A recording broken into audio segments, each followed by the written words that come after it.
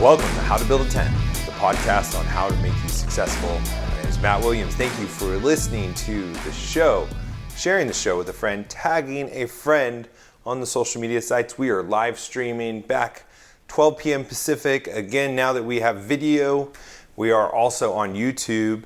If you want to find our YouTube channel and subscribe, that'd be a big help to me. You can find the links to all of our social media sites in the show notes. Would really appreciate a follow and a tagging a friend. I'd be appreciated. Share, heart, like, thumbs up, whatever it is. I'd really appreciate it. We're part of the Fight, Laugh, Feast network. Go over to fightlaughfeast.com, put in HtBT in the memo field, and you will get an HtBT mug like the one I just raised up to you. And you can drink along with me. Today I have some green tea with homemade honey from Iowa. It's delicious. Thank you for who you are who sent that to me. Oh, there's no better tea to me than the green tea and honey. I love it. Probably like there's some tea enthusiasts that are like, you need to be a purist and do loose leaf tea and don't ruin it with honey. I don't care. It's delicious. I love it. But I would totally understand that with scotch. Like you put in ice cubes and scotch. I'm like, you're ruining it. And then I know there's scotch people saying, well, it actually you're supposed to put a little bit of water in to release all the flavors. No, I'm a purist. I like it neat. It's delicious. And I would just be gasping if somebody mixed or put ice in my single malt scotches that I have in my house. All right, what are we going to talk about today? Today, well, first of all, let me tell you, I just got done with a battle with my son trying to cut his nails. He used to be so cool. He used to be cool. He was like sweet and innocent, and he would just let you grab his hand gently, and you could just cut his nails, and he would just look at you and smile and like, I love you, Dad. And now he's one, he knows what's up, and he does not like it. And I've been really good. I have not cut his nails too short once. I've always been on the safe side. I've never made them bleed. And I, just been doing a really good job because I have a Down syndrome brother who I used to cut his nails all the time. So I've made mistakes with my brother and I'm not holding it out on him. But man, it's like a wrestling match and this kid's huge. He's like all rolling around. He's putting me in a headlock and I'm tapping out like, okay, son, go to bed with your razor sharp nails that stabbed me in the back when I try to take you into the pool. Anyways, it's such a joy. It's a wrestling match, it's a joy, but I'm telling you, man, having kids, as a lot of you know that have had kids, you share that with me, and I'd love to hear from you guys. If you want to reach out to me, you can find me on How to Build a Tent on the social media sites, or you can click the link in the show notes, like I said. You can also email me, matt@howtobuildatent.com. I love hearing from you. I get back to you even when I'm moving halfway around the world, from Hawaii to Florida. Which reminds me, I need to set up a time. Now is the time for us to get together. For those of you who are HtBT fans in the area, Orlando-ish area, or you want to come on down, I think we should do like a little, get together of some kind. If you want to do that, email me and I will make sure that you're included. If you have already reached out to me, I'm going to try to find you, but if you don't hear from me, please reach out to me again. I'm not trying to be rude. I just have so many emails and messages. I probably lost track in this whole move situation. I deeply apologize, but let's hang out. Let's get together. I'm all for it. And I'd love to hear what's going on in your life and how God is blessing you. Something that I've committed to in my new house is to go digital. We're in a digital economy. There is AI. There are driving cars, driving trucks, and all this good stuff. It's time to really step up your home and just make it a whole digital experience. We got the smart switches, and those were already installed. I have to say I was inspired by the person we bought this from. He also is a big techie, and he put smart switches in the home. He has the surveillance and the Nest thermostats, and I'm just I'm gonna take that ball and I'm just gonna keep on running. One of the things I picked up, yes, at Costco, is this Phyn. I'm saying it's Phyn. I'm not sure. Phyn. I can't wait to install this. I can't install this because it requires a plumber. And you put it into the water pipe. You put it in the water pipe or attach it to the water pipe. I can't even say it correctly, so I definitely shouldn't be the one to install this. You put it in on the water coming in, and it measures the amount of water you use. And in Florida, water's expensive, so I've heard. I haven't got my first water bill yet. And it will tell you if you have leaks, how much water you're using. If you're using above the average, it can tell you if there's a running faucet for too long. And that is just really cool technology. So I'm like really excited to put this in, see how it goes. And I bring that up not to tell you that I'm going digital, which I am, and not to tell you that I bought something cool that I'm really interested in, but I think it's a very interesting product that I really haven't thought about too much. And I want you to think about it too, because perhaps there's going to be more opportunities for you to create something or to sell something or to work for a company like Finn, or however you say it, PHYN. And this is the interesting thing about it to me, is it's a consumer product that requires professional installation. I don't know too many products that are like that come to mind that require professional installation. Yeah, I mean, I guess like your lights, but technically you can do that yourself, and the electrician. I know that most people don't put their own ceiling fans in, and I definitely don't, but I mean, you could do it yourself. But this is like an actual project where you have to turn off your water, you have to do the pipes, and like some of you handymen out there, like, dude, you are so not like a dude. How do you not know how to install piping and stuff? But I don't know how to do it. I'm just gonna be honest. But I think it's interesting because they require, or they say that you should get a plumber to do it, and yet they are selling this product to consumers. They're not selling it to plumbers to upsell to people. They're not selling it to companies, but they're selling it to consumers. And that is an interesting problem. That's an interesting workflow to think through when you're selling a product that requires professional installation. Not only does it require professional installation, but you are putting the burden on the consumer to go out and find the expert, in this case, the plumber, to put it in for you. And what they did was a few cool things which we can take from and learn from ourselves. First of all, they have a database based on your area of plumbers that have been trained in how to install this device. And that is cool because that means behind the scenes, they're actually reaching out, making it aware to plumbers, not to have, or maybe they are trying to get them to sell it as well, but also to be on standby, which is a benefit to the plumber too, because now, hey, you got this product and you probably have a customer, because I know there's probably most of the people like me, I mean, there's some probably like super handymen out there who are going to try to do it themselves. But like people like me who don't have the time to do it and don't want to spend my time doing it, they're going to get a customer guaranteed. So I think this is an interesting opportunity if you sell a product like this to reach out and get plumbers on board to say, hey, there's a product you can sell and you can make some money off of it. And hey, if you train and learn this, then I will put you on my website and you'll guaranteed get a customer.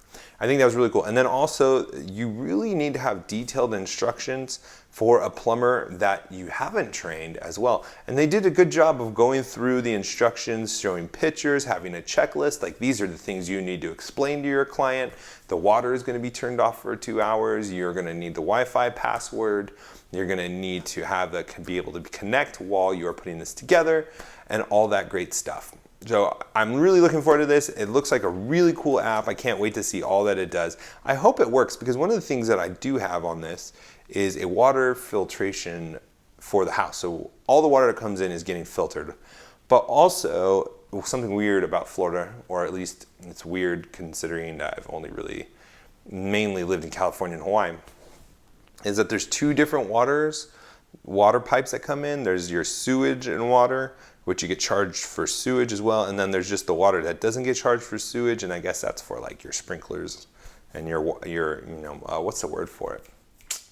Whatever it is when you spray water all over your yard, but it doesn't matter. This isn't a gardening show. This is a business show, how to build a tent, not how to grow a lawn. So that is really cool. The next thing I wanted to talk about, and this is interesting because I was talking with David from Cross Politic about this a while ago, and he was talking about that he thinks the ideal world is not for us to work for corporations, but to have the family business, and to kind of go back to the days of farming or small businesses where you're interconnected and you know each other and you work on projects together. And I'm not gonna lie, I'm not gonna beat around it. I thought David was crazy. I didn't know what he was talking about. I was like, didn't really want to challenge him because I probably figured he had some scripture to back it up or something. But I was just, kind of humoring him and saying, oh yeah, that may work never. And then I started listening to a podcast where Naval Ravikant, or however you say his name, he's a huge investor. He's like a rock star in the tech world. He created AngelList, and he still kind of owns that. And he's really big into learning. Now, he was on the Joe Rogan show. This is where I heard it. And he started talking about something similar to what David was saying. And he said, in this digital age, he expects maybe 20, maybe 50 or 100 years out, 50, 100 years out maybe, that we are going to start reverting back to how we worked before the Industrial Revolution, where we worked not in a hierarchy of middle managers, employees, and then you have your C-level, but that we're going to be working on projects with people we like, people we trust. We're going to do the project. We're going to say we want to do it, say we don't want to do it, and then we're going to earn the money, take it, and go our separate ways. And then there's going to be another project, and people are going to come together. They're going to pick out the different roles, do the job, execute it, take the money, and go. Similar to how it's always been. I had to look to see if the battery was dying. It's not, so we're good. Similar to what it was before the Industrial Revolution. He was talking about how that's how we as humans worked before any of the Industrial Revolution. So there's a small window of time where we started organizing in a factory. Thousands and thousands of people came together to make one product, and you were managed and you had to work. And he thinks we're going to go back because of the digital economy, kind of revert back to before the Industrial Revolution. And he was talking, and he's totally biased because there are happy people, but he was saying that there were no really happy people in big businesses, that most people find the most joy at their work in small businesses, which I don't really agree. There's a lot of great big businesses out there, and there are a lot of people that enjoy their work in big business. But he was even going as far as to saying, like, if you think that you're free and that you're making tons of money, but you have to go to work and you have to be there at a certain time and you have to dress a certain way and you have to speak a certain way to certain people and you have to listen to what people tell you, then you're not free and you are not really rich because, hey, someone's telling you what to do and you should be doing things on your own, and that's kind of freedom. I thought that was kind of an interesting thought, but yeah, definitely you are not forced to go to work, even if you are under this contract where you are saying, I will work for you, and you can tell me what to wear, what not. I'm going to agree to it. You can always leave. You don't have to go. So I don't know if I'd go as extreme as he has on this. But I thought it was interesting. And he gave an example of kind of like how Hollywood works on films, is that people work together that they know, that they enjoy. And you'll see this even with actors, like actors that do really well together, that find good chemistry, they'll work over and over again with each other, but also with producers and the playwrights and the writers and all that good stuff. I don't know too much about the movie business, but I do know that they do work with each other often, and it's kind of like a group, and you got to try to get into the group, and it's really hard to get in the group because these people work together with each other, and they know how each other works together. They find people that work well together with, and they make huge movies and make tons and tons of money. And hey, that's not a bad thing. And perhaps that is how the digital economy is going to be structured in the future, where a lot of us are not going to be working for big businesses at all, but individuals. We're going to work on individual products, making money, kind of like multiple side hustles with no main job. But regardless, we should all be working on some kind of side hustle. But if we're doing that and we're prepared, then it's going to be an easier transition into this new economy, a new world. And another thing that he said that was really fascinating to me was the idea that, I need to plug in my mic real quick, so excuse me when I leave the phone.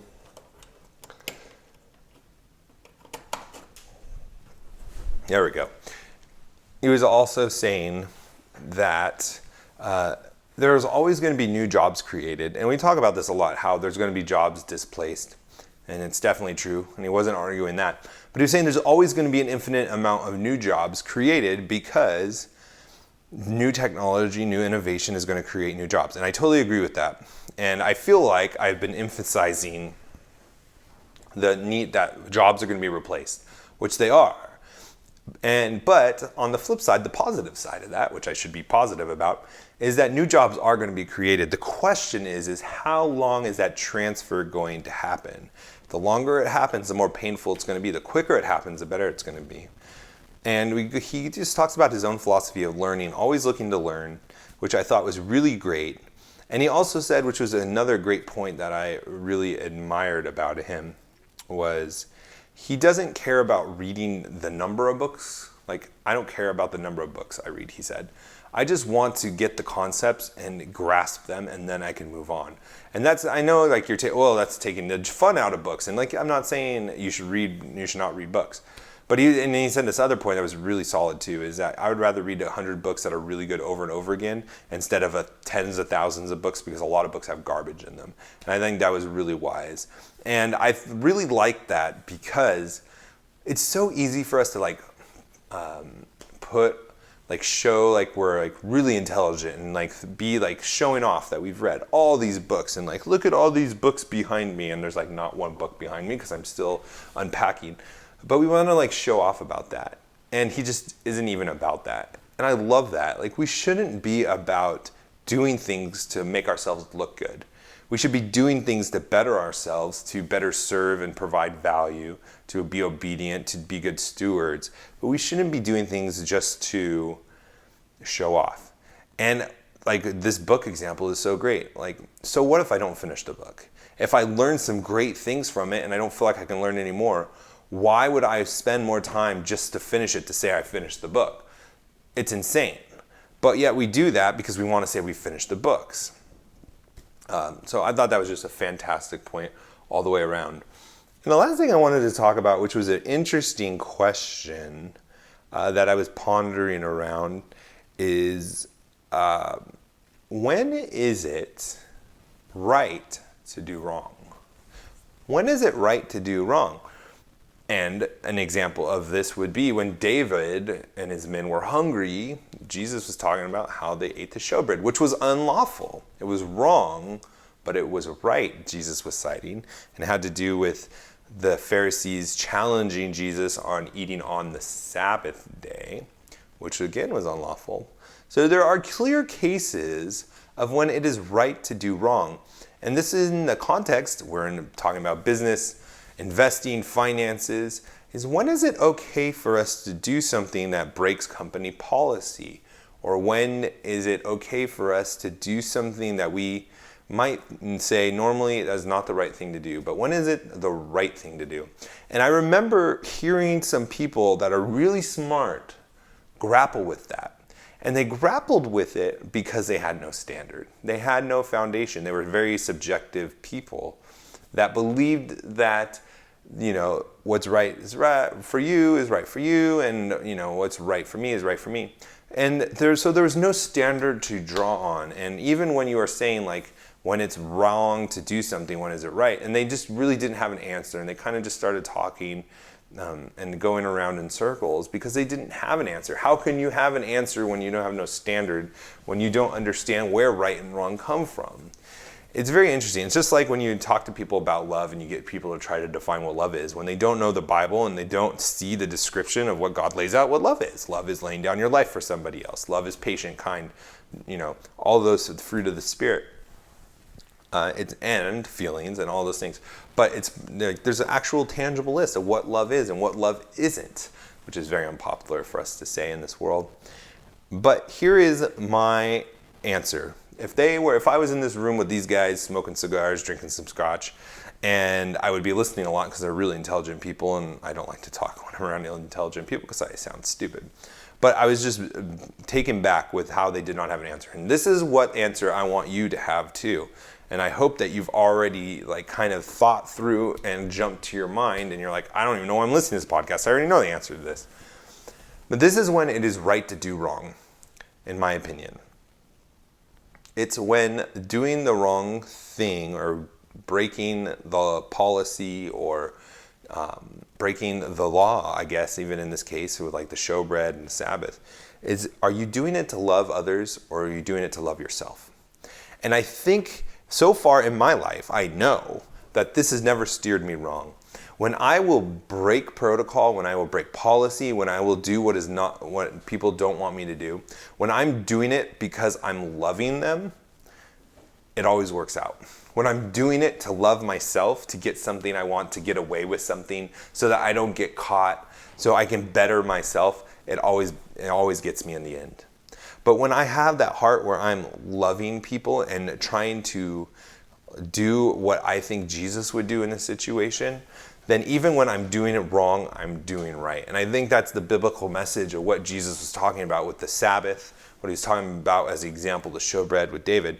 And in business, if you break the rules to love somebody, you're going to be okay. Now, we need to define that love for a second, because I don't mean do whatever feels right, because a lot of us in our society say, hey, love is a feeling, and so if you feels right, do it. No, that's not what I'm talking about at all. What I'm talking about is, are you building someone up? Are you pointing them to Jesus? Are you laying down your life for them so that they are better off, so that they are done rightly too? And there's a lot of times where something will come up where it's against policy, or it may be wrong to do for some reason. And it's something that is wronging the customer at the same time. So what are you going to do? Are you going to wrong the customer, or are you going to wrong the policy? Well, if we are looking to provide value, to love people, to build them up, to point them to Christ, to be an example, then we're going to wrong the policy to build up the person and to provide value and to make right what was wrong done to the customer. And that mindset will always steer you right, because I've never known a company that is going to discourage, even if it's against the rules, something that is going to build up and help others. And I'll just give one example of this. There was somebody who worked at a bank, and they started to continually get robbed by the same person. Now, I don't know if you know this, but statistically, the robberies that happen quickly, like, hey, give me all your money, usually get away, or at least they used to. I don't know if nowadays with all the new technology and stuff it's the same, but back in the day, like way long ago, when I was a teller, statistically they would say that if you could get out of the bank in 2 minutes, or 1 minute, it was something, 1 or 2 minutes, then you most likely got away. The ones that got caught were always the ones who took over the bank, like locked it down, had to forge it, like every movie that you've seen about bank robberies, basically. And this one bank just kept getting robbed over and over again by the same people. And it was traumatizing to people. And it was traumatizing to the tellers, to the managers, everyone, right? It was like becoming a very stressful place to work. And the policy was, do not pursue the robbers. Do not go after them. Just give them what they want, comply, and, just do what they want, and you'll be safe and you get out of it. But this one time, this one teller just had enough. And even without really thinking about it, he said, he chased them out the last time that they came, and he followed them down the street into their getaway car, was running after them, said he wasn't even really thinking, like, I'm going to do this. It just happened naturally. And his manager came, and he was able to say where they went, which way they went, and the manager, inspired by the chase, followed them with the police on the phone, caught them. Now, it was against policy. That guy broke policy. He could have been fired. But he was doing something out of love, right? He was not doing it for himself. He wasn't doing it for his glory. He was doing it because he was trying to bring justice to a situation and to keep this stressful situation from happening anymore. And the bank rewarded him for it. And the bank made an exception and kind of celebrated the act because he broke policy. He did what was wrong, and it was right. And he was loving other people for it. And he got, a bonus and all this stuff. And it just turned out well. So I hope that helps with you guys navigating through these situations. If you have an ethical situation you're facing, please let me know. I'd love to work through it with you.